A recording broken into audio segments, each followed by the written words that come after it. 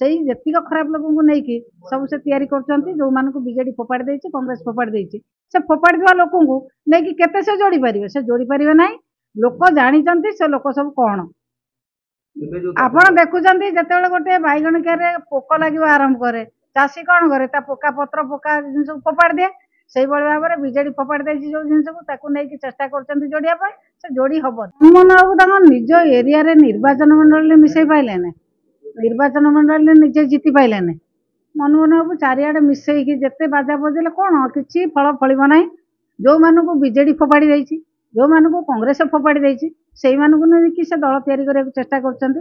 ସେମାନେ ଯୋଉମାନେ ଦୁର୍ନୀତିଗ୍ରସ୍ତ ଲୋକ, ଯୋଉମାନେ ବିଭିନ୍ନ କୁକାର୍ଯ୍ୟରେ ସମ୍ପୃକ୍ତ, ସେଇ ଲୋକଙ୍କୁ ନେଇକି ଦଳ ତିଆରି କରିବାକୁ ଚେଷ୍ଟା କରୁଛନ୍ତି।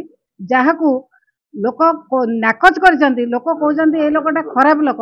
ସେଇ ଯେତିକ ଖରାପ ଲୋକଙ୍କୁ ନେଇକି ସବୁ ସେ ତିଆରି କରୁଛନ୍ତି। ଯୋଉମାନଙ୍କୁ ବିଜେଡି ଫୋପାଡ଼ି ଦେଇଛି, କଂଗ୍ରେସ ଫୋପାଡ଼ି ଦେଇଛି, ସେ ଫୋପାଡ଼ିଥିବା ଲୋକଙ୍କୁ ନେଇକି କେତେ ସେ ଯୋଡ଼ି ପାରିବେ? ସେ ଯୋଡ଼ି ପାରିବେ ନାହିଁ। ଲୋକ ଜାଣିଛନ୍ତି ସେ ଲୋକ ସବୁ କ'ଣ। ଆପଣ ଦେଖୁଛନ୍ତି ଯେତେବେଳେ ଗୋଟେ ବାଇଗଣ କିଆରେ ପୋକ ଲାଗିବା ଆରମ୍ଭ କରେ, ଚାଷୀ କ'ଣ କରେ? ତା ପୋକା ପତ୍ର ପୋକା ଜିନିଷକୁ ଫୋପାଡ଼ି ଦିଏ। ସେଇଭଳି ଭାବରେ ବିଜେଡି ଫୋପାଡ଼ି ଦେଇଛି ଯୋଉ ଜିନିଷକୁ, ତାକୁ ନେଇକି ଚେଷ୍ଟା କରୁଛନ୍ତି ଯୋଡ଼ିବା ପାଇଁ, ସେ ଯୋଡ଼ି ହବନି।